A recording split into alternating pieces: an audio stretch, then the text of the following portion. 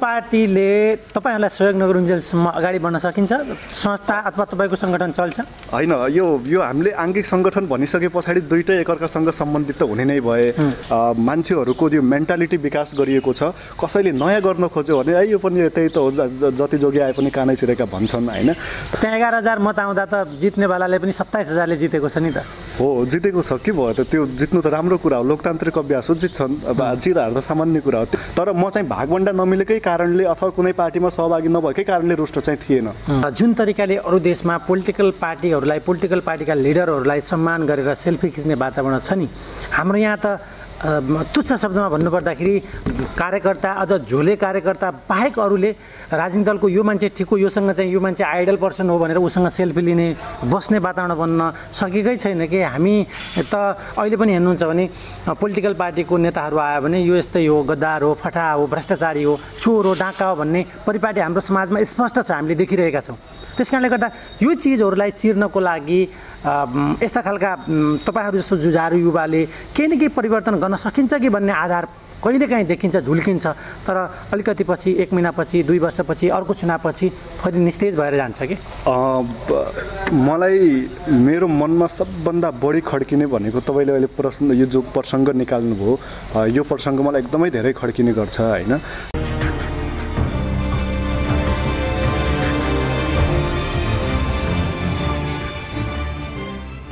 बुलन्द बहसको नयाँ श्रृङ्खलामा हार्दिक स्वागत छ। म डिल्लीराज ओझा छु तपाईहरु समक्ष। दर्शकबिन, पछिल्लो समय सुदूरपश्चिमका विभिन्न गतिविधिहरू शिक्षा, स्वास्थ्य, रोजगार, राजनीति, खेलकुद, मनोरञ्जन सँगसँगै हामी अगाडि लगिरहेका छौँ। आज हामी धनगढीको साथी होटलको यो प्राङ्गणमा बसिरहँदा यो नयाँ भिडियो तयार गरिरहँदा पछिल्लो समय विभिन्न राजनीतिक दलका सङ्गठनहरू, भातृ सङ्गठनहरू जुन तरिकाले राजनीतिक रूपमा समाजको एउटा ऐनाको रूपमा काम गर्नुपर्थ्यो, त्यो खालको भूमिका पछिल्लो समयका राजनीतिक दलका भातृ सङ्गठनमा देखिएको छैन। र यो खालको समस्याहरू पैदा भइरहँदा विद्यार्थी सङ्गठन, भातृ सङ्गठनप्रति आम पब्लिकको जनगुनासो पनि बढिरहेको छ। आज यो श्रृङ्खला तयार गर्दा मलाई क्यामेरामा जगदीशजीले साथ दिइरहनु भएको छ र आजको विषयवस्तु साझा युवा सङ्गठन प्रदेशको अस्ति मात्रै नयाँ कमिटी गठन भएको छ, सुदूरपश्चिम प्रदेश कमिटी, जसको संयोजकमा सुदूरपश्चिमका युवा रोहित चन्द संयोजकको रूपमा जिम्मेवारी निर्वाह गर्नुभएको छ। आज यावत रूपमा पछिल्लो समय युवाहरूको भूमिका समाज निर्माणको लागि कस्तो रह्यो, समाजलाई युवाले के दिन सक्यो र समाजप्रति युवाको धारणा कस्तो बन्दैछ र यो समाजले युवालाई पत्याउने अवस्था छ कि छैन, यावत कुराहरूलाई जोडेर र यो सङ्गठन किन तयार हुनु पर्यो, यो सङ्गठनको आवश्यकता किन पर्यो र यसले आगामी दिनका योजना के छन्, यावत कुरालाई जोडेर मैले रोहित चन्दसँग कुराकानी गर्नेछु। ढिला नगरी म रोहितलाई स्वागत गर्न चाहन्छु। रोहित, स्वागत छ। धन्यवाद। के छ, सुरुमा त तपाईँलाई धेरै धेरै बधाई छ। विद्यार्थी तपाईँहरूको यो साझा युवा सङ्गठनको संयोजकमा तपाईँ चयन हुनुभयो होइन? धन्यवाद। हार्दिक बधाई पनि छ। धन्यवाद। प्रक्रियागत रूपमा तपाईँहरूको भर्चुअल मिटिङबाटै यो कुराको तपाईँहरूको टुङ्गो पनि भयो, तय पनि भयो होइन? सुरुवात यहीँबाट गरौँ। यो सङ्गठन, साझा युवा सङ्गठनको आवश्यकता किन पर्यो? सर्वप्रथम यो सङ्गठनको आवश्यकता किन पर्यो भन्ने तर्फबाट सुरु गरौँ। यो हामीले पछिल्लो समयमा अथवा यो 2046 सालपछिको मेनली हामीले यो राजनीतिक गतिविधिहरू अथवा राजनीतिक कर्मीहरूको गतिविधिहरू अथवा क्रियाकलापहरू हेऱ्यौँ भने एउटा चाहिँ आन्दोलन, त्यस पछाडि यो आन्दोलनको नाममा विभिन्न जातिगत कुराहरू, त्यस पछाडि देशका धार्मिक कुराहरूदेखि लिएर विभिन्न किसिमले राजनीति गरियो। बहुदल भनेर राजनीति गरियो, प्रजातन्त्र भनेर राजनीति गरियो, धर्मनिरपेक्षता भनेर राजनीति गरियो, सङ्घीयता भनेर राजनीति गरियो, संविधान भनेर राजनीति गरियो होइन? अब हुँदा गरिब भनेर पनि राजनीति गरिँदैछ। तर साँच्चै उनीहरूले भनेको कुरा जे हामीलाई आम नागरिकहरूलाई, तपाईँलाई, हामीलाई आशा देखाइएको थियो, त्यसको केही अंश पनि पुरा हुन सकेन र जसको कारणले गर्दा चाहिँ नेपालमा अब मूलधारको परम्परागत राजनीतिले काम गर्न सक्दैन र यो अहिले जे अभ्यासमा छ त्यो राजनीतिक सिस्टमले चाहिँ यो देशलाई निकास दिन सकिँदैन, आर्थिक समृद्धिको दिशामा लग्न सकिँदैन भनेर चाहिँ साझा पार्टीले चाहिँ वैकल्पिक राजनीति एउटा नयाँ खालको राजनीतिक एउटा धार सुरु गर्यो र त्यसको आङ्गिक सङ्गठनको रूपमा साझा युवा सङ्गठन चाहिँ स्थापित भएको हो। साझा युवा सङ्गठनले हामीले यो घोषणा हुँदै गर्दाखेरि हामीले घोषणा गरे युवा सङ्गठनको बारेमा हामीले केही संक्षिप्त परिचय पनि दिएका छौँ र त्यो साझा युवा सङ्गठनको संक्षिप्त परिचय भनेको अब केही कुराहरू त अब सबैले अभ्यास भए जस्तो देशको विकृति विसङ्गति अन्यायका विरुद्ध लड्ने नै हो। युवा उद्यमशीलता युवाहरूका विभिन्न समस्याहरू शिक्षा ती छँदैछन्। त्यो सँगसँगै एउटा नयाँ अभ्यास हामीले योमा गर्न खोजेको के चाहिँ हो भने अहिलेसम्मका हरेक राजनीतिक दलका भातृ सङ्गठनहरू चाहिँ एउटा माओ पार्टीलाई सपोर्ट गर्ने र माओ पार्टीको एउटा भनौँ न त्यो लाइनमा मात्रै चल्ने आङ्गिक अथवा भातृ सङ्गठन हामीले देख्यौँ। तर चाहिँ एउटा विशुद्ध युवाहरूको आफ्नो पहलमा गठन भएको आफ्नो नेतृत्व क्षमता विकासको लागि आफ्नो राजनीतिक भविष्यमा चाहिँ भविष्यमा राजनीति गर्ने युवाहरूले अहिले सिक्नको लागि नेतृत्व विकासको लागि चाहिँ कुनै पनि राजनीतिक सङ्गठनहरू देखिएनन्। अब सुरुमा हामीहरूले यो एउटा सिक्ने प्लेटफर्म हो भन्दाखेरि कतिपय मान्छेहरूमा मजाक गर्छन् होइन, राजनीतिक सङ्गठनहरूमा पनि सिक्ने हो र भन्छन्। हो, म दाबैका साथ भन्छु राजनीतिक सङ्गठनहरूले पनि नयाँ आउने युवा पुस्तालाई नयाँ आउने राजनीतिज्ञहरूलाई चाहिँ राजनीति गर्न सिकाउनुपर्छ। भोलिको एउटा सक्षम नेतृत्व बनाउन चाहिँ अहिलेबाट स्कुलिङ दिनुपर्छ र त्यो हुनाले हामीले चाहिँ यो साझा युवा सङ्गठन हामीले साझा पार्टीको आङ्गिक सङ्गठनको रूपमा चाहिँ स्थापित गरेका हौँ। अब अर्को कुरा यो प्रक्रियाको कुरा भन्नुभयो। हाम्रो 1.5 वर्ष अगाडि जसो साझा युवा सङ्गठन स्थापना गर्ने भनेर राष्ट्रिय सन्देश भेलामा चाहिँ घोषणा भएको र त्यति बेला संयोजक हाम्रो केन्द्रीय संयोजक मात्रै घोषणा हुनुभएको थियो र ठ्याक्कै 1 वर्ष अगाडि चाहिँ अघिल्लो असोज 5 गते चाहिँ एउटा विस्तारित केन्द्रीय समिति घोषणा भएको र त्यो सँगै म पनि सुदूरपश्चिमबाट त्यहाँ केन्द्रीय समितिमा थिएँ र अहिले पछिल्लो चरणमा विभिन्न किसिमको कार्यक्रमहरू विभिन्न युवाहरूसँग छलफल गर्दै जाँदाखेरि चाहिँ अब चाहिँ प्रदेश स्तरमा पनि विस्तार गर्नुपर्छ। यसलाई प्रदेश जिल्ला हुँदै स्थानीय तह वडासम्म यसलाई चाहिँ हाम्रो यो सङ्गठनलाई पुर्याउनुपर्छ भनेर अब यो प्रदेश कमिटी घोषणा भएको। फेरि प्रदेश कमिटी हाम्रोमा मात्र होइन सबै 7वटै प्रदेशमा घोषणा गठन भइसकेको छ। केहीमा चाहिँ भइसकेको छ, जस्तो प्रदेश नम्बर 1 मा गण्डकी प्रदेशमा र हाम्रोमा चाहिँ भइसकेको छ। अरूको प्रक्रियामा अब अरू प्रक्रियामा छ। हजुर, यो तपाईँले अगाडि कुरा निकालिहाल्नुभयो। विद्यार्थी राजनीतिक सङ्गठनहरू भातृ सङ्गठनहरू पार्टीको पिछलग्गु हुनु हुँदैन अथवा पार्टी अन्तर्गत स्वचालित भएर चल्नु हुँदैन भनेर तपाईँले भन्नुभयो र जति पनि अहिलेसम्मका राजनीतिक सङ्गठनलाई देख्दाखेरिमा त्यस्तै खालको देखिन्छ लक्षण होइन। तपाईँले कसरी प्रमाणित गर्नुहुन्छ, पब्लिकलाई कसरी बुझाउनुहुन्छ कि हामी साझा पार्टीको पिछलग्गु बन्दैनौँ, स्वतन्त्र निर्णय गर्न सक्छौँ भन्ने कुरा आधार छ कि तपाईँसँग? कि आधार धेरै छन्। अहिले हामी यो प्रारम्भिक चरणमा छौँ, त्यसो हुनाले अब धेरैले हाम्रो बारेमा थाहा नपाइसकेको स्थिति पनि छ अथवा हाम्रो धेरै ठुलो गतिविधि भइ नसकेको स्थिति पनि छ र अब कतिपय कुराहरू बाहिर देखिँदैन पनि होइन। पार्टीको कुराहरूमा पार्टीका कुराहरूमा असहमति राखेको अथवा पार्टीले भनेका कुराहरू ल युवा सङ्गठनको चाहिँ यो धारणा हो भनेर कतिपय कुराहरू बाहिर देखिन्छन्, कतिपय देखिँदैनन्। अब यो चाहिँ अब अहिलेसम्म त्यो हाम्रो धेरै गतिविधिहरू नभइसकेको कारणले गर्दाखेरि चाहिँ त्यो अब यो यस्तै त हो नि भन्ने टाइपको त्यो छ। तर अब हाम्रो विधान निर्माण हुँदैछ, प्रक्रियामा छ। त्यो हाम्रो विधान पनि हेर्नुभयो भने, ड्राफ्ट हेर्नुभयो भने त्यसबाट पनि थाहा पाउन सकिन्छ। हामीले आङ्गिक सङ्गठन र एउटा चाहिँ स्वतन्त्र सङ्गठन चाहिँ बनाउनुपर्छ। यो स्वतन्त्र भनेको पुरै नयाँ संरचना चाहिँ होइन, आङ्गिक सङ्गठनको रूपमा आफ्नो निर्णय गर्न पाउने, आफ्ना चाहिँ गतिविधि सञ्चालन गर्न पाउने र आफ्नो मूलभूत रूपमा आफ्नो क्षमता विकास गर्नको लागि चाहिँ एउटा प्लेटफर्म बनाउनुपर्छ भन्ने चाहिँ हाम्रो उद्देश्य। अब यसलाई बिस्तारै प्रमाणित चाहिँ गरिन्छ। माओ पार्टीले तपाईँहरूलाई सहयोग नगरुन्जेलसम्म अगाडि बढ्न सकिन्छ? संस्था अथवा तपाईँको सङ्गठन चल्छ? होइन, यो हामीले आङ्गिक सङ्गठन भनिसके पछाडि दुईटै एकअर्कासँग सम्बन्धित त हुने नै भए। हाम्रो युवा सङ्गठनले पनि साझा पार्टीले लिएका मूलभूत एजेन्डाहरूमा चाहिँ हाम्रो एउटा अन्डरस्ट्यान्डिङ त हुन्छ नै, एउटा लिङ्केज चाहिँ हुन्छ नै होइन। तर अब जस्तो पार्टीले ल यो आन्दोलन गर्नुहोस् भन्ने बित्तिकै हामी गर्नुपर्छ भन्ने कुनै पनि बाध्यता छैन, अथवा पार्टीले ल फलानु ठाउँमा गएर तोडफोड गर्नुहोस् भन्ने त्यस्तो गतिविधि कुरा आयो भने हामीले गर्दैनौँ। पार्टीले विश्वास गर्छ तपाईँहरूलाई फेरि हाम्रो सङ्गठन हो, हाम्रो केन्द्रीय निर्णय तपाईँले फलो गर्नुहुन्न भने सङ्गठन केका लागि भन्ने प्रश्न पनि त आउँछ नि भोलि? होइन, त्यसो प्रश्न आयो भने त त्यसो भए त स्वतन्त्र युवा सङ्गठन किन भन्नु पर्यो भन्ने पनि त हामीले भन्ने आधार छ नि त। तपाईँले छत्र छायामा त साझा पार्टीलाई मानेर त्यो पार्टीको सिद्धान्तलाई मानेर त यो टेकेर त यो संस्था सङ्गठन तयार गर्नुभयो। सैद्धान्तिक कुराहरू र पार्टीले लिएका मूलभूत राजनीतिक एजेन्डाहरू चाहिँ मैले अघि नै भने हाम्रो एउटै हुन्छन्। आङ्गिक सङ्गठन भने पछाडि एउटा शरीरकै एउटा अङ्ग हो भन्ने चाहिँ बुझ्नुपर्छ होइन। तर हरेक गतिविधिहरू यो हाम्रो पार्टीमा भएका हरेक नेताहरूको प्रत्यक्ष निर्देशनमा हामीले सञ्चालित हुनुपर्छ, हाम्रा नेताहरूको हरेक चाहिँ एउटा निर्देशनहरू पालन गर्नुपर्छ भन्ने त्यो केही पनि छैन होइन। कति वर्षसम्म तपाईँहरूले भनेको कुरा लागू हुन्छ? अर्कोचोटि अन्तर्वार्ता लिँदाखेरि के भनेर प्रश्न गर्न सक्छु मैले? तपाईँलाई लागेको प्रश्न गर्न सक्नुहुन्छ, त्यसमा अब मैले यही प्रश्न गर्नुहोस् भनेर कसरी भन्दै होइन।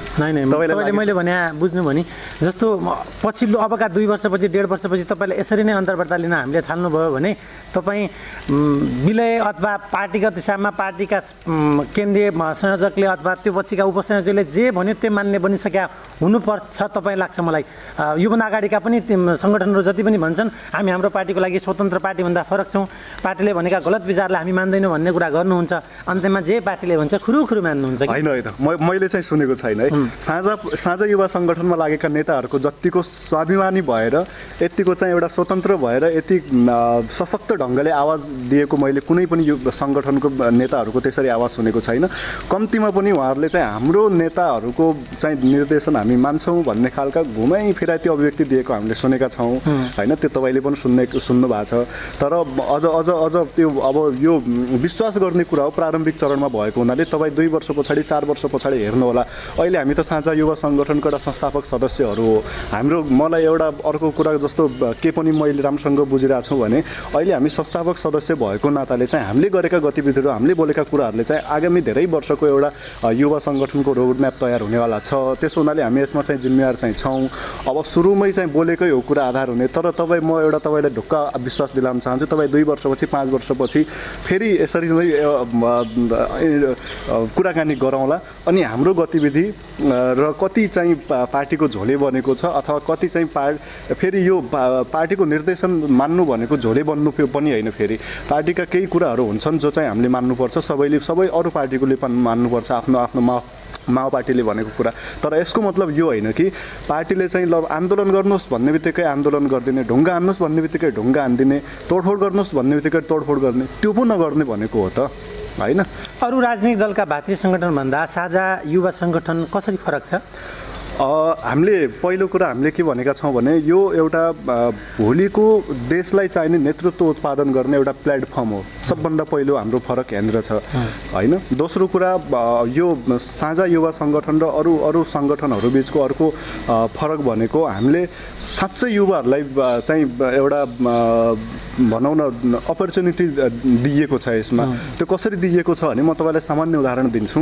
हाम्रा देशमा भएका मूलधारका राजनीतिक दलहरूको युवा सङ्गठनका मान्छेहरूको उमेर हेर्नु होला होइन र हाम्रो युवा सङ्गठनमा लागेका युवाहरूको उमेर हेर्नु होला। साँच्चै युवा को हुन्, उमेरका युवा को हुन्, वैचारिक रूपमा युवाहरू को छन् भन्ने कुरा तपाईँ थाहा पाउन सक्नुहुन्छ।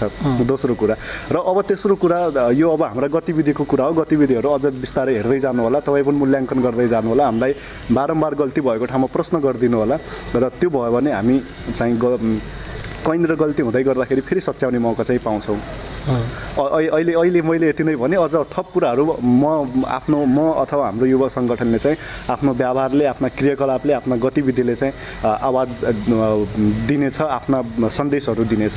तपाईँहरूको यो यस्ता खालका भातृ सङ्गठनहरू यो जो संरचना तपाईँले तयार गर्नुभयो र 3वटा प्रदेशमा प्रदेश कमिटी गठन गरे भन्नुभयो, यो विद्यार्थी सङ्गठनसँग आबद्ध हुन्छ कि टोटली भातृ सङ्गठन भनेर फरक पार्टीसँग मात्रै हुन्छ कि विद्यार्थी सङ्गठनतिर पनि जान्छ, कलेजहरूतिर जान्छ यसको सङ्गठन विस्तार? यो पहिलो कुरा हाम्रो आङ्गिक सङ्गठन हामीले भनेका छौँ। भातृ सङ्गठन भनेको अब मूल भाव एउटै हुनसक्छ होइन, तर अलिकति शब्द चयन चाहिँ हामीले चाहिँ आङ्गिक सङ्गठन भनेका छौँ। यो भनेको एउटा पार्टीको एउटा अङ्गको रूपमा हो। अब भातृ सङ्गठन भनेको चाहिँ सामान्य रूपमा दाइ भाइ भन्ने मिनिङ पनि लाग्न सक्छ त्यसरी लगायो भने होइन। त्यसो हुनाले हामीले आङ्गिक सङ्गठन भनेका छौँ। र यो कुरा कहाँसम्म लिङ्केज हुन्छ भन्ने कुरा मैले अघि केही कुराहरू त अघि अलिकति भने युथहरूको बारेमा होइन। र यो कलेजसँग सम्बन्धित चाहिँ हुँदैन, विद्यालयका शैक्षिक संस्थाहरूसँग सम्बन्धित हुँदैन। जो चाहिँ एउटा यो राजनीति सिक्न चाहन्छ अथवा आफ्ना गतिविधि बढाउन चाहन्छ अथवा आफूलाई निखार्न चाहन्छ अथवा भोलि साँच्चै एउटा म यो देशको राष्ट्र सेवक भएर निस्किन्छु भनेर त्यो भावना राख्ने जुनसुकै युथहरूको लागि पनि हामी एकदमै खुल्ला छौँ। तर कलेजको घेराभित्र गएर त्यहाँ शिक्षकहरूको त्यहाँभित्र गएर ती गतिविधिहरू कुनै पनि गर्दैन हो। आवश्यक पर्यो भने गतिविधि चाहिँ युवा सङ्गठनले सञ्चालन गर्न सक्छ स्कुल कलेजभित्र, तर त्यो पनि राजनीतिक कुनै पनि गतिविधि हुँदैन। त्यसमा भयो भने हाम्रै विद्यार्थीहरूको क्षमता वृद्धिको लागि कुनै तालिमहरूको लागि होला, कुनै अन्तर्क्रियाको लागि होला, कुनै सेमिनारहरूको लागि जान सक्छौँ। तर चाहिँ त्यहाँ शिक्षकहरूलाई कालो मसो गर्न, त्यहाँ तालाबन्दी गर्नको लागि कुनै विद्यार्थीका अथवा कुनै अरू पार्टीका राजनीतिक एजेन्डाहरू लिएर हामी कहिले पनि जाँदैनौँ, कुनै पनि हालतमा जाँदैनौँ। तपाईँले यस कुराको दाबी गरिरहँदा पछिल्लो समयका भातृ सङ्गठनहरू यही कुरा जोडि नै हाल्छ। भातृ सङ्गठन भन्ने बित्तिकै तपाईँ आङ्गिक भनेर त्यो शब्द फरक गरे पनि समग्रतामा त्यही हो। तपाईँ कुनै एउटा पार्टीको विचारलाई, सिद्धान्तलाई मानेर अगाडि बढिरहेको तपाईँको सङ्गठन हो होइन। पछिल्लो समय केही दिन अगाडि धनगढीमा पनि सञ्चार माध्यममा आक्रमण भयो। त्यसमा पनि कुनै एउटा पोलिटिकल पार्टीका कार्यसमितिका सदस्यहरू, जिल्ला कार्यसमितिका सदस्यहरू पनि मुछिएका छन् र विद्यार्थी सङ्गठनको अध्यक्ष र संयोजक र उपसंयोजकले विज्ञप्ति पनि जारी गरेको छ। हाम्रा सङ्गठनका कार्यकर्ताहरू त्यसमा आबद्ध भएर प्रमाणित भयो भने हामी चाहिँ कारबाही गर्छौँ भनेर कारबाहीको प्रक्रिया पनि गएको कुरा छ होइन। तपाईँहरू भन्नुहुन्छ हामी यस्ता खालका क्रियाकलापमा सहभागी नै हुँदैनौँ, तर पछिल्लो समय त यस्तै खालका क्रियाकलापहरू दोहोरिरहेका छन्। छ नि, छ, त्यो त नकार्न सकिएन होइन।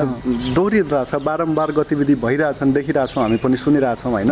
विभिन्न न्युजहरूमा तपाईँहरू सम्प्रेषण गर्नुहुन्छ, समाचारहरू हामी हेरिरहेछौँ।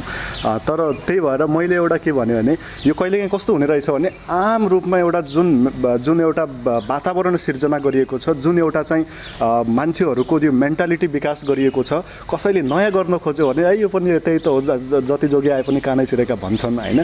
तर हामीले विधानमा पनि लेखेका छौँ, सबै ठाउँमा लेखेका छौँ। हामीले अहिलेसम्म कुनै पनि लेखेको कुरा त लेखेको कुरा नमान्नुहोस् होइन। हाम्रो युवा सङ्गठन चाहिँ 1.5 वर्ष जसो भयो स्थापना भएको, 3 वर्ष पार्टी स्थापना भएको भयो होइन।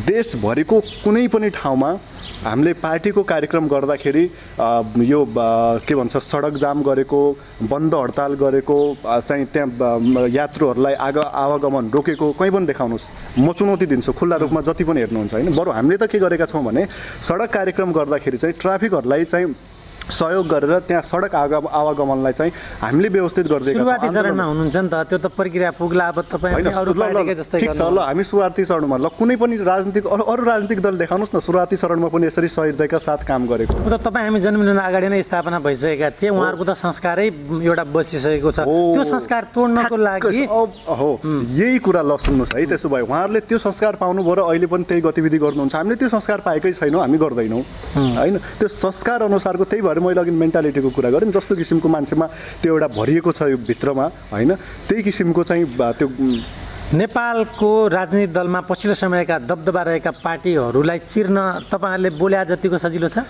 होइन, हामीले बोले जतिको सजिलो पनि छैन। हामीले यो खुल्ला रूपमा स्वीकार गरेका छौँ कि वर्षौँदेखि एउटा चाहिँ राजनीतिलाई यो फेरि राजनीतिक रूपमा मात्र होइन, राजनीति जहाँ नहुनुपर्ने ठाउँहरूमा पनि राजनीतिक रूपले जसरी जक्डिएको छ, अस्पतालमा,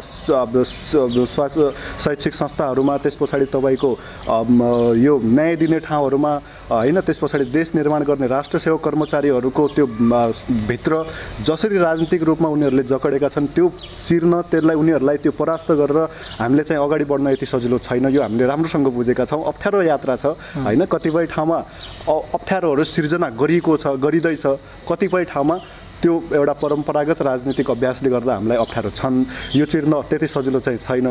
तर सजिलो छैन भन्दैमा होइन, त्यो ल ठिक छ, जे छ चलिरहेछ, सब त बाँचिरहेछन्, हामी पनि बाँचाउन भनेर मजाले यो हातमा हात लाखेर कानमा तेल हालेर बस्नु त भएन नि त। कुनै न कुनै मान्छेले त सुरुवात गर्नुपर्छ होइन।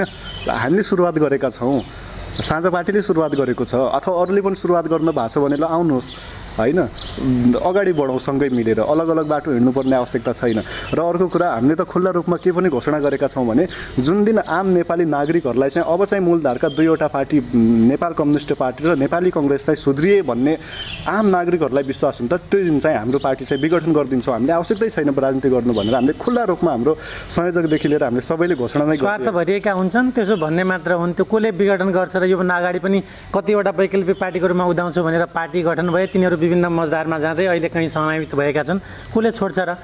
तपाईँहरूले भने जस्तो सजिलै भोलि पार्टीको अवसरहरू आउँछन्, कहाँ छोड्छन्? त्यसरी विघटन हुन्छ पार्टी?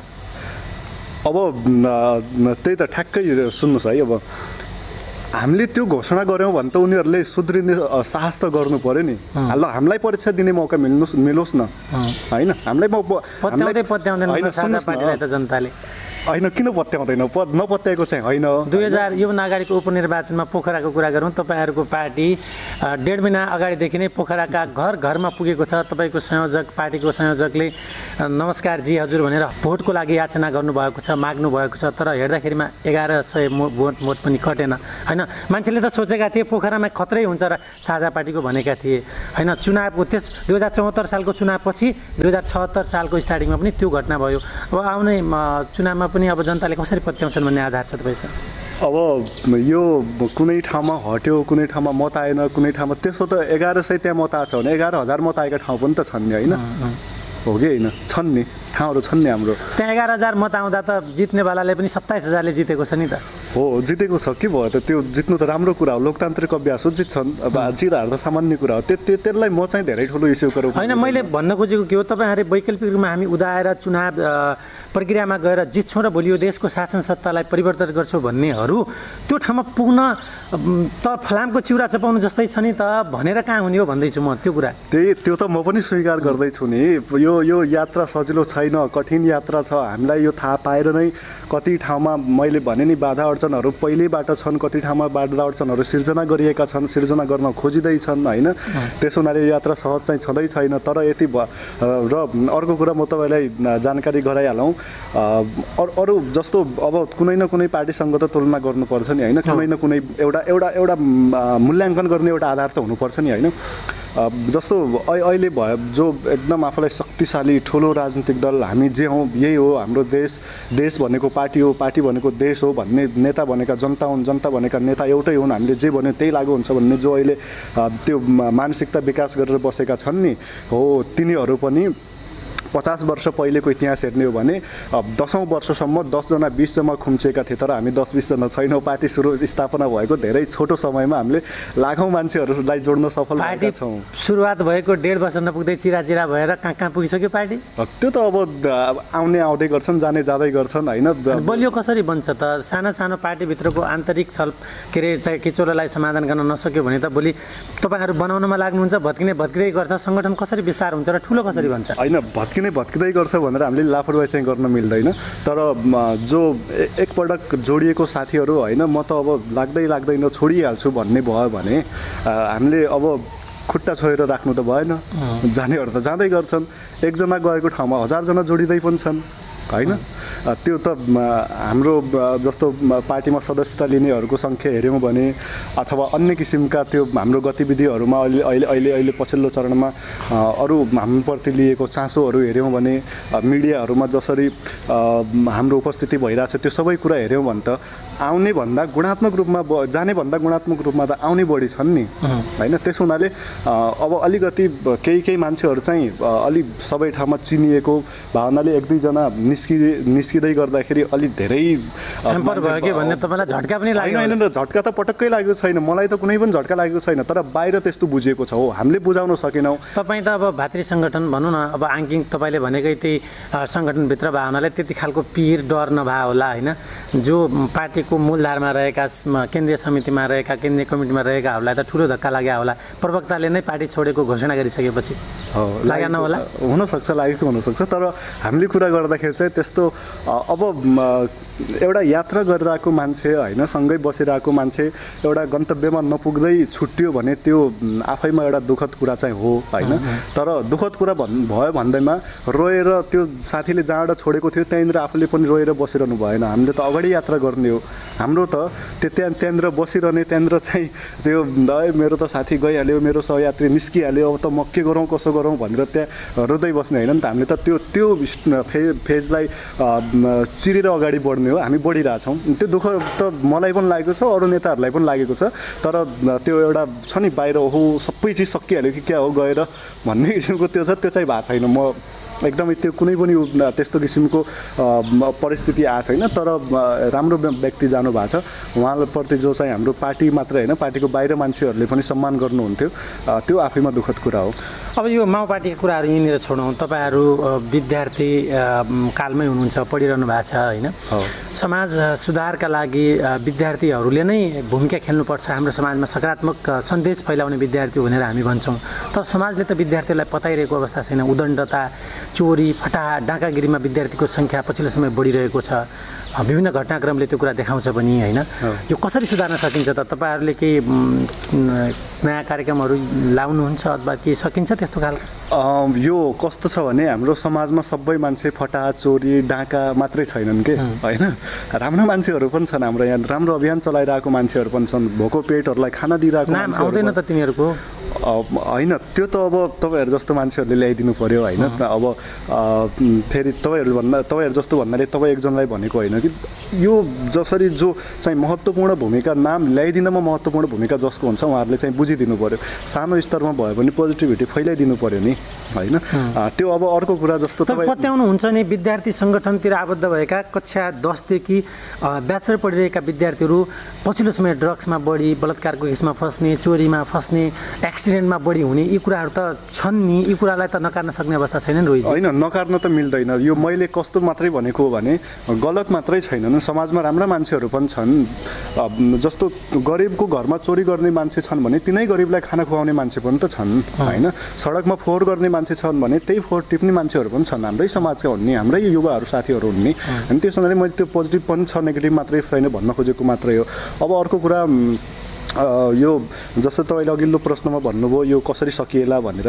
अब यो जस्तो यस्ता किसिमका यो आपराधिक क्रियाकलापहरू अथवा यो एउटा किसिमको छ नि जुन नेगेटिभिटी, त्यो सुन्नेमा त सम्भव त संसारमा कहीँ पनि सम्भव हुँदैन झार्न होइन?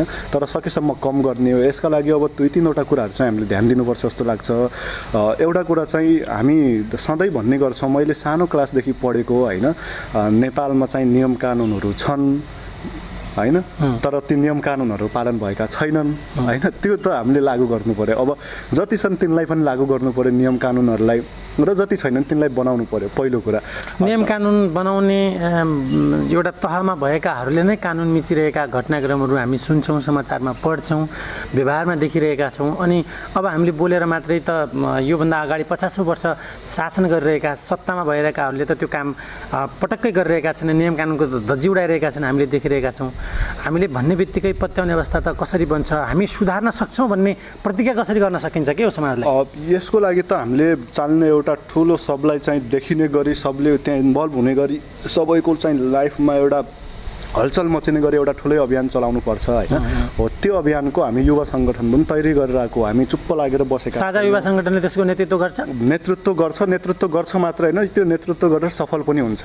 हो, अलिकति समय तलमाथि हुनसक्छ, ढिला चाँडो हुनसक्छ होइन? किनभने अहिले हामीसँग त्यो ठुलो स्केलमा अरू जस्तो सुविधा पनि छैन। त्यो भर्ना गरिसकेका छैनौँ तपाईँका? होइन, भर्ना नभनौँ, भर्नै हो तपाईँहरूले गर्नुहुन्छ। भर्ना नभनौँ, भर्ना भन्ने अलिक त्यो नेगेटिभ अर्थ भयो। अनि यसो गर्नुहुन्छ, तपाईँले सोसियल मिडियामा राख्नुहुन्छ, साझा पार्टी युवा सङ्गठनमा आबद्ध हुने साथीहरूले चाहिँ, विचार मिल्ने साथीहरू चाहिँ सहभागी गर्नुहोला भन्नुहुन्छ। अनि जो योभन्दा अगाडिका सङ्गठनमा रुष्ट भएका छन्, अरू सङ्गठनमा अथवा नयाँ कोही भर्खरका 11 क्लास पढिरहेका विद्यार्थीहरू तपाईँसँग जोडिनुहुन्छ? छोटकरी कुरा त म कुनै युवा सङ्गठनसँग रुष्ट भएको मान्छे पनि होइन। म 11औँ क्लासमा तपाईँको कुरा गरे होइन, तपाईँले अब जोड्ने कुरा होइन। म प्रतिनिधि पात्र बनाउनु मिल्यो नि, मिल्यो त न? म प्रतिनिधि पात्र भने म जस्तो धेरै युवाहरू छन् नि जो चाहिँ एकदम टोटल्ली रुष्ट पनि थिएनन्, अरू पार्टीमा भाग नमिलेकै कारणले अरू किसिमले रुष्ट चाहिँ थिए। म पनि स्वाभाविक रूपमा रुष्ट, त्यो एउटा राजनीतिक पद्धतिप्रति आक्रोशित व्यक्ति चाहिँ हुँ होइन? तर म चाहिँ भागभन्डा नमिलेकै कारणले अथवा कुनै पार्टीमा सहभागी नभएकै कारणले रुष्ट चाहिँ थिएन होइन? र म जस्ता धेरै युवाहरू छन् युवा सङ्गठनमा। हो, कतिपय मान्छेहरू अब जस्तो म चाहिँ कुनै ठाउँमा कुनै प्लेटफर्ममा राम्रो गर्न खोजिरहेको थिएँ, तर मेरो विचार लागू भएन, ल तपाईँहरूसँग म सहकार्य गर्न चाहन्छु भने होइन, ऊ चाहिँ अर्को किसिमको होइन, त्यो चाहिँ हुँदैन भनेर हामीले नकार्न त मिलेन नि त होइन? त्यस्ता मान्छेहरूलाई पनि वेलकम चाहिँ गर्छौँ, तर सबै मान्छे रुष्ट भएका मात्रै भन्न चाहिँ मिल्दैन। कति विस्तारित बनाउने सोच छ? कति धेरै जिल्लागत रूपमा त तपाईँको कमिटी गठन होला होइन?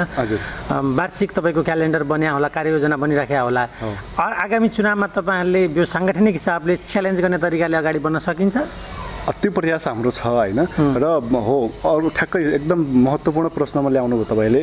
हाम्रो यहाँ जस्तो राजनीति अथवा युवा राजनीति अथवा विद्यार्थी राजनीति यो भन्ने बित्तिकै एउटा के हुन्छ भने ल अब चाहिँ यो युवा एउटा सङ्गठनमा आबद्ध भयो, पार्टीमा आबद्ध भयो, यसले चाहिँ पार्टीले भन्ने बित्तिकै जहाँ पनि जानुपर्छ, पार्टीले चाहिँ 24 घन्टा मरेर काम गर भने पनि गर्नुपर्छ भन्ने त्यो एउटा मेन्टालिटी छ। हामीले चाहिँ त्यो भनेका छैनौँ। आफ्नो पढाइ र पेसा व्यवसायबाट बाँकी रहेको समय अथवा त्यो समय केही समय कटाएर चाहिँ यो देश निर्माणको अभियानमा चाहिँ लाग्नुपर्छ भनेर हामीले त्यो भनेको। हामीले त्यसलाई चाहिँ पार्ट टाइम पोलिटिक्स भन्छौँ होइन, पूर्णकालीन होइन होइन। कतिपय ठाउँमा सबै ठाउँमा नेतृत्व गर्न मिल्दैन, सबै ठाउँमा तपाईँले पार्ट टाइम पोलिटिक्स गरेपछि यो तपाईँले सोचेको सपना, तपाईँले बनाएका योजनाहरू पुरा हुन्छन्? होइन, पुरा गर्नुपर्छ। पुरा हुन्छन् कि हुँदैनन् भन्ने प्रश्न छ, तर म त्यो प्रश्नभन्दा बढी इम्पोर्टेन्ट के लाग्छ भने यो हामीले जसरी पनि पुरा गर्नुपर्छ। एउटा त्यो होल टाइम राजनीति गरेकाहरूले को दबदबामा तपाईँले पार्ट टाइम राजनीति गरेर हामीले सोचेका सपना बनाएका योजना पुरा गर्छौँ भन्ने आधार त छैन नि त। अब कहिलेकाहीँ कस्तो हुन्छ भने हामीले केही नयाँ प्रयास गर्न थाल्यौँ भने होइन यहाँ त यस्तो भइरहेछ, त्यो कहाँ हुन्छ तपाईँहरूले भनेको कुरा हुन्छ होइन। त्यो स्वाभाविक पनि छ, ठिकै हो त्यो तपाईँले भन्नुभएको। तर म त्यो क्वेसनलाई त्यति धेरै इम्पोर्टेन्स चाहिँ दिँदैन होइन। किन दिँदैन भने अहिले जस्तो म उदाहरणका लागि म बिहानदेखि साँझसम्म, आइतबारदेखि शनिबारसम्म मैले भनौँ न युवा सङ्गठनकै अथवा साझा पार्टीकै राजनीतिमा अथवा त्यहीँकै कार्यक्रमहरूमा गइरहने, भेटघाट गरिरहने, अभियानमा गइरहने, त्यहाँ मात्रै सब चिज गर्न थाल्यो भने मैले आफ्नो व्यक्तित्व विकास कति बेला गर्ने, आफ्नो जीवनयापनका त्यो आय आर्जनका पाटोहरू कति बेला सम्हाल्ने। अनि त्यो नगरिसकेपछि होइन दिँदैन हो, यो गलत छ, यो दिँदैन। दिइरहेछ नि अगाडिका पार्टी अरूले दिए पार्टीको अभियानहरूमा लाग्ने ती कुराहरू त्यस्तरी आएका आउँछन् होइन अरू पार्टीहरूमा। तर फेरि मैले चाहिँ त्यसरी अब पुरै 24 घन्टा 7 दिन 30 दिन होइन त्यो पुरै वर्षभरि लाग्न थाल्यो भने म चाहिँ के गर्छु भने भोलिका दिनमा अथवा अलिकति यो सबै ठाउँ चिन्ने हुने बित्तिकै अनि म व्यापारीहरूलाई फोन गर्न थाल्छु, ल मलाई चन्दा दिन्छस् कि म तेरो विरुद्ध आन्दोलन गरौँ, अथवा म त्यहाँ फलानु ठाउँमा जान लाग्छु त्यहाँ मलाई गाडी भाडा दिने होस् कि म त्यहाँ तेरो चाहिँ त्यहाँ तोडफोड गर्न आउँ भन्ने कुराहरू आउँछन् नि।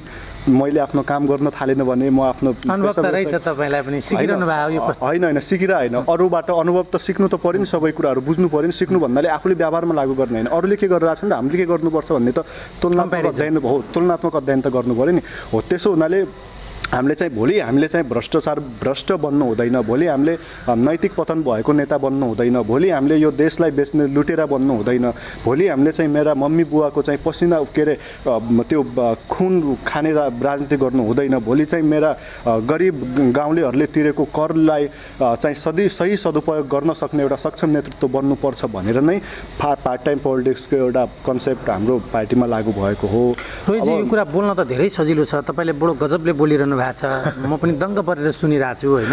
तर जुन तरिकाले अरू देशमा पोलिटिकल पार्टीका लिडरहरूलाई सम्मान गरेर सेल्फी खिच्ने वातावरण छ नि, हाम्रो यहाँ त तुच्छ शब्दमा भन्नुपर्दाखेरि कार्यकर्ता अझ झोले कार्यकर्ता बाहेक अरूले राजनीतिक दलको यो मान्छे ठिक हो, योसँग चाहिँ यो मान्छे आइडल पर्सन हो भनेर उसँग सेल्फी लिने बस्ने वातावरण बन्न सकेकै छैन कि। हामी त अहिले पनि हेर्नुहुन्छ भने पोलिटिकल पार्टीको नेताहरू आयो भने यो यस्तै हो, गद्दार हो, फटा हो, भ्रष्टाचारी हो, चोर हो, डाका हो भन्ने परिपाटी हाम्रो समाजमा स्पष्ट छ, हामीले देखिरहेका छौँ। त्यस कारणले गर्दा यो चिजहरूलाई चिर्नको लागि यस्ता खालका तपाईँहरू जस्तो जुझारु युवाले केही न केही परिवर्तन गर्न सकिन्छ कि भन्ने आधार कहिलेकाहीँ देखिन्छ, झुल्किन्छ।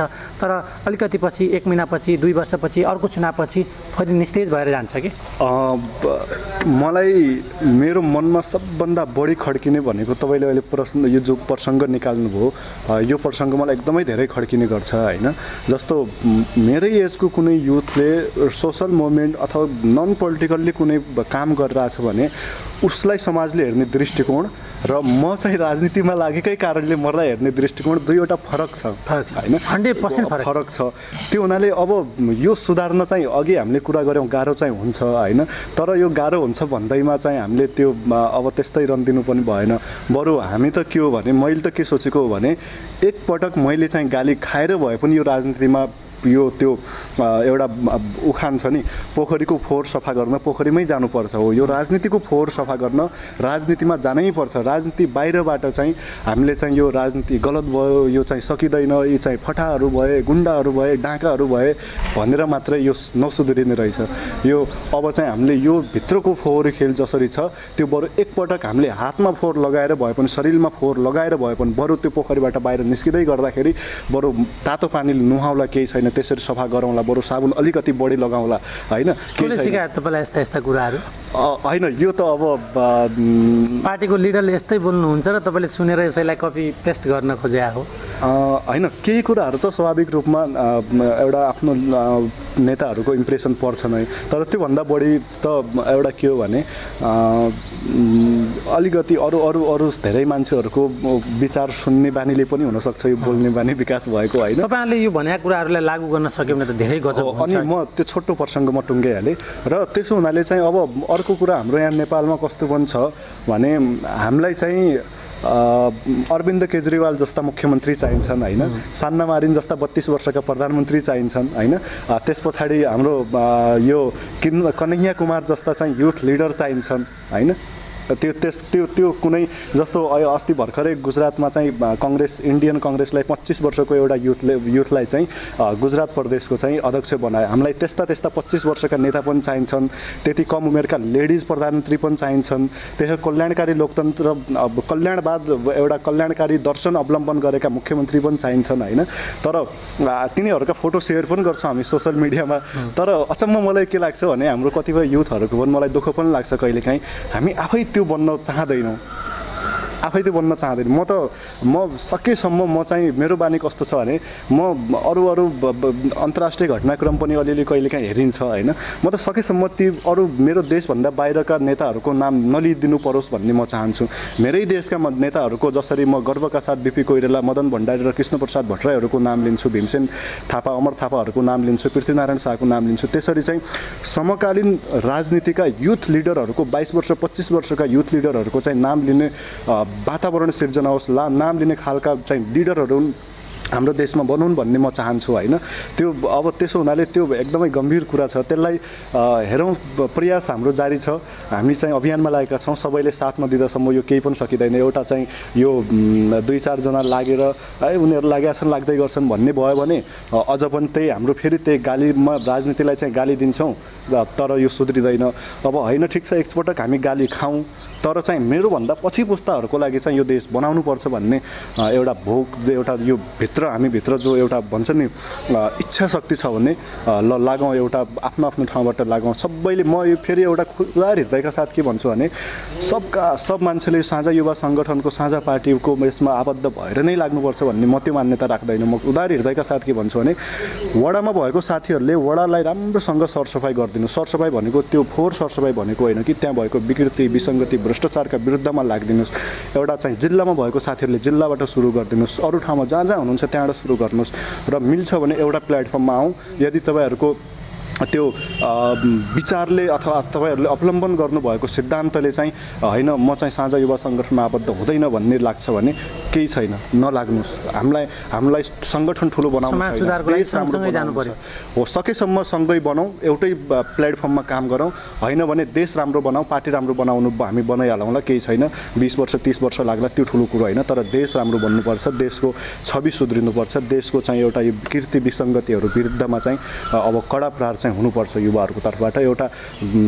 एउटा भन्छ नि, अब पहिले आन्दोलन क्रान्ति भन्यो भने ढुङ्गामुढा हुन्थ्यो, अबको क्रान्ति चाहिँ वैचारिक क्रान्ति, अबको क्रान्ति चाहिँ यो ढुङ्गा बिनाको क्रान्ति, अबको राजनीति चाहिँ बन्द हडताल बिनाको राजनीति, त्यो क्रान्ति हुनुपर्छ। अनि पो हामी युवा हौँ, साँच्चै शिक्षित युवा हौँ भनेर प्रमाणित हुन्छ। त हामी फेरि त्यही बाटोमा गएर चाहिँ ढुङ्गा हान्ने अनि बाहिर भाषणमा आएर चाहिँ हामी चाहिँ देश परिवर्तन गर्छौँ, हामीले यो देश सुधार्छौँ भने एउटा ढुङ्गा हान्ने मान्छेलाई, जो चाहिँ बिचरा मजदुरको रोजीरोटी खोसिरहेछ, जो चाहिँ त्यो बाटोमा किनारमा भएको घरहरूलाई भत्काइरहेछ भने त्यसले चाहिँ हाम्रो राम्रोको लागि भर गत्याएको हो र हामी भोलि देश निर्माण गर्छौँ भनेर त्यो मान्छेहरू कसरी विश्वास गर्ने? रोहित चन्दको यो कुराहरू सुनिरहँदा, एकजना व्यक्तिले यो कुरा गरिरहँदा होइन, यहाँ त के देखिन्छ भने तपाईँले कुरा गर्नुभयो, गजबको कुरा गर्नुभयो, सुन्नेलाई पनि धेरै राम्रो लाग्यो होला। तपाईँ सँगसँगै रहेका लोग्ने स्वास्नीकै कुरा नमिलिरहेको अवस्थामा अथवा छिमेकीकै कुरा नमिलिरहेको अवस्थामा तपाईँको पार्टी तपाईँको सङ्गठनतिर आबद्ध भएर यसरी सबैको विचार मिल्ला र समाज सुधार होला भन्ने कल्पना हामी गरौँ, तर त्यो पुरा कहिले हुन्छ? यो बडो कठिन प्रश्न छ। हेर्नुहोस् होइन, हामी सफल कहिले हुन्छौँ र यो यात्रा कहिले टुङ्गिन्छ भन्ने बडो कठिन प्रश्न छ यो होइन। अब यसो सोच्यो भने मलाई लाग्छ कहिलेकाहीँ हामीले चाहिँ यो एउटा भयङ्कर ठुलो किसिमको त्यो बाटोमा गएर ढुङ्गामुढा गरिदिएको भए अहिले जुन आम पब्लिकमा फ्रस्ट्रेसन जो छ नि, त्यो फ्रस्ट्रेसनलाई क्याच गर्नको लागि सेन्टिमेन्टको पोलिटिक्स गरेको भए, जुन अहिलेका यो छ नि धार्मिक राजनीतिक अथवा जातीय कुराहरूलाई हामीले क्याच गरेर त्यही जातिको राजनीति चाहिँ त्यही धार्मिक राजनीति त्यही क्षेत्रको राजनीति गरेको भए अहिलेसम्म हामी धेरै माथि पुगिसक्थ्यौँ। तर हामी ढिला पुग्छौँ, तर त्यो गलत बाटो अवलम्बन गरेर हामीलाई सरकारमा पनि पुग्नु छैन, सत्तामा पनि पुग्नु छैन, पार्टी ठुलो बनाउनु पनि छैन। हामी यत्तिकै रहन्छौँ, योभन्दा बरु सानो हुन्छौँ, टुट्न तयार छौँ, फुट्न तयार छौँ, तर हामी नियत बस देशलाई घाटा हुने काम चाहिँ गर्दैनौँ। हो फेरि अर्को कस्तो पनि मैले अनुभव गरेँ भने म कहिलेकाहीँ रियलाइज गर्छु पार्टी किन बनिरहेको छैन त। यसमा दुईवटा कुरा छ। एउटा कुरा बाहिर जति प्रचार हुनुपर्छ हाम्रो त्यति प्रचार भएको छैन होइन, मिडियामा कभरेज त्यो किसिमको भएको छैन होइन। मूलधारको मिडियामा चाहिँ जस्तो मूलधारको मिडियाहरूले ठुला पार्टीको एउटा संसद आए पनि त्यहाँ चाहिँ पछाडि त्यो माइक्रोफोन लगेर गाउँ गाउँ पस्नुहुन्छ होइन। हाम्रो चाहिँ अलि अब पार्टी सानो ठुलो होला, अरू नेताहरू गए पनि त्यहाँ त्यति विभेदै त नभनौँ, तर जुन किसिमको ध्यान हुनुपर्ने मिडिया साथीहरूको त्यो छैन कि भन्न कता कता मलाई लाग्छ होइन। त्यो कारणले गर्दाखेरि चाहिँ सङ्गठन विस्तार भइरहेको छैन भन्ने मान्छेहरूलाई लाग्छ र तर त्यो चाहिँ वास्तविकता होइन। अब अर्को यहीँनिर मलाई के चाहिँ लाग्छ भने अर्को कुरा केही नराम्रा मान्छेहरूलाई एउटा स्वार्थको लागि जोड्न चाहिँ धेरै सजिलो हुने रहेछ हेर्नुहोस् होइन। तर राम्रो मान्छेहरूलाई, स्वाभिमानी मान्छेहरूलाई, आफ्नो पौरखमा बाँच्ने मान्छेहरूलाई यो टाउको उचाएर चाहिँ आँखामा आँखा जुदाएर कुरा गर्न सक्ने जो चाहिँ मान्छेहरू छन् ती मान्छेहरूलाई जोड्न कठिन हुने रहेछ, किनभने सबै आफ्नो आफ्नो स्वाभिमानमा बाँचेका हुन्छन् नि होइन। तर यो कठिन छन् भन्दैमा हामीले चाहिँ छोड्दैनौँ। त्यही भएर मलाई कहिलेकाहीँ यस्तो लाग्छ, यो दुईवटै कुरा लाग्छ मलाई चाहिँ, यो पार्टी किन निर्माण भइरहेको छैन भन्ने कुरामा केही कुरा प्रचार नभएको, केही कुराहरू राम्रो मान्छेहरूलाई जोड्न आफैमा कठिन काम रहेछ। अहिले चाहिँ अनुभवले बताइरहेछ त्यो। अन्त्यमा छौँ, यो तपाईँहरूको साझा युवा सङ्गठन को स्ट्रङ पोइन्ट के हो र यसले चाहिँ समाज निर्माणको लागि तपाईँहरूको पार्टीगत हिसाबले एउटा कुरा रह्यो, आगामी दिनमा यो गलत प्रवृत्तिका विरुद्ध कसरी अगाडि बढ्छ? यसलाई चाहिँ मैले अघि अन्तर्वार्तामा बोलेका धेरै कुराहरू आइसके होइन। म सानो उदाहरणबाट एउटा तपाईँलाई म अनुरोध गर्छु। जस्तो हाम्रो युवा सङ्गठनले चाहिँ अनलाइनबाटै यो लकडाउनको समयमा एउटा नीतिशाला भन्ने कार्यक्रम गर्यो। त्यसको पर्पस के थियो भने देशका नीतिगत विषयहरूमा चाहिँ विज्ञहरूसँग छलफल गर्न र हामीले सिक्ने नेपालमा विद्यमान नीतिहरू चाहिँ त्यो सम्बन्धी, जस्तो हाइड्रो पावरको कुरा गरौँ न, हाइड्रो पावरमा नेपालमा भएको नीतिहरू के छ र कहाँनिर ल्याकिङ भइरहेछ र भोलि त्यो सुन्ने मान्छेहरूले अथवा युवा सङ्गठनमा लाग्दै गरेको मान्छेले थाहा पाओस् कि नेपालको चाहिँ नीति कस्तो छ त हाइड्रो। यो उदाहरण दिएको। यस्ता धेरै विषयहरूमा हामीले बहस गऱ्यौँ विज्ञहरूसँग। त्यस पछाडि अर्को बाधे जातीय तत्त्वबोध भनेका समसामयिक विषयहरूमा ल युथहरूको के छ त धारणा बहस गर्ने, त्यसले एउटा स्पिकिङ पनि सुधार हुन्छ युथहरूको होइन भने यस्ता कार्यक्रमहरू हामीले केन्द्रमा सुरु गरेका थियौँ। अब चाहिँ प्रदेश समिति घोषणा भएको छ। हामी त्यस्ता किसिमका हरेक कार्यक्रमहरू सुरुवात गर्छौँ। एउटा यो भनेको चाहिँ सिकाउनको लागि युथहरूलाई, किनभने आज म सुदूरपश्चिममा राजनीति गर्दै गरेको युवाले सुदूरपश्चिमको कला संस्कृति के हो, यहाँका सम्भावनाहरू के हुन्, किन विकास भइरहेको छैन, यहाँका विगतदेखि अहिलेसम्मका नेताहरू कस्ता छन् अथवा तिनीहरूले लिएको नीति के छ भन्ने त हामीले अध्ययन गर्नु पऱ्यो नि होइन। त्यस पछाडि पो भोलि हामी सरकारमा गयो भने सफल हुन्छौँ त। नभए त अहिलेबाट राजनीति आन्दोलन गरेर हामी चाहिँ यो आन्दोलन गरेर सरकारमा पुग्यौँ तर थाहा चाहिँ केही छैन भने फेरि हाम्रो अहिले हाम्रो इज्जतिला भनेका अथवा एउटा भर्खर युवा भनेका छन् नि केही मान्छेहरू सरकारमा छन् नि केही युथहरू होइन, नाम नलिउँ त्यो थाहा पाइहाल्नुहुन्छ। अनि मन्त्री भएको 6 महिनापछि मिडिया साथीहरूले प्रश्न गर्दा हामी त भर्खर प्राइमरी स्कुलमा छौँ है, हामी सिक्दैछौँ, यो चाहिँ बाहिरबाट बोल्नु र भित्र मन्त्री हुनु फरक कुरा रहेछ नि त दाइ भन्ने, दाइ भाइ भन्ने त्यो एउटा अभिव्यक्ति आउँछ नि, त्यो अभिव्यक्ति नहोस् भनेर हामी अहिले तयारी गर्दैछौँ। चाहे त्यो हामी 10 वर्षपछि चाहे 15 वर्षपछि हामी सरकारमा पुगाउँला अथवा नपुगाउँला, ज्ञान त लिइराखौँ, यो मेरो प्रदेश कस्तो हो, मेरो देश कस्तो, यहाँका के नीतिहरू लिइरहनुपर्छ भन्ने थाहा त पाइराखौँ, आफ्नो नेतृत्व क्षमता विकास गरिराखौँ। नेतृत्व क्षमता भयो भने भोलि युवा सङ्गठनमै लाग्नुपर्छ, साझा पार्टीकै राजनीति गर्नुपर्छ भन्ने छैन नि त। भोलि हामीले कुनै एउटा ठुलो संस्थाको सिइओ पनि त बन्न सक्छौँ नि, त्यो सम्भावना रह्यो नि। आज राजनीति विद्यार्थी युवा राजनीति गर्ने मान्छेले पछिसम्म राजनीति गर्छ भन्ने त छैन फेरि होइन, किनभने हाम्रो देशमा त्यो सिस्टम छ होइन। एउटा एकचोटि राजनीतिमा गयो भने मर्दासम्म अन्तिम सास फेर्दासम्म चाहिँ पद लिएर राजनीति, सक्रिय राजनीति मात्रै होइन पद लिएर राजनीति गर्नुपर्छ भन्ने छ। तर त्यो चाहिँ होइन। अहिले हामीले युथहरूलाई सिकाइराख्यो भने, 20-22 वर्षको युथहरूलाई सिकाइराख्यो भने भोलि देशको नेतृत्व तहमा सरकारबाट मात्रै होइन अरू ठाउँहरूबाट पनि ब्याङ्कर बन्ला, कोही चाहिँ अरू एनजिओमा काम गर्ला, कोही अरू ठाउँमा काम, तिनीहरू त सक्षम व्यक्ति भने नि। एउटा ब्याङ्करले पनि आफ्नो ब्याङ्कमा राम्रो नीति लागू गर्न सक्नु भनेको त अहिलेको लागि राम्रो कुरा हो नि। एउटा यो किसिमले हामीले चाहिँ स्ट्रङ पोइन्ट हो, अथवा हामी यो किसिमले तयारी गरिरहेछौँ। अर्को चाहिँ सँगै हामीले बुझ्नुपर्ने अर्को कुरा के हो भने यो देशमा भएका गल्तीहरू खोज्नु पर्दैन, हामी राम्रा कामहरू चाहिँ खोज्नुपर्छ होइन।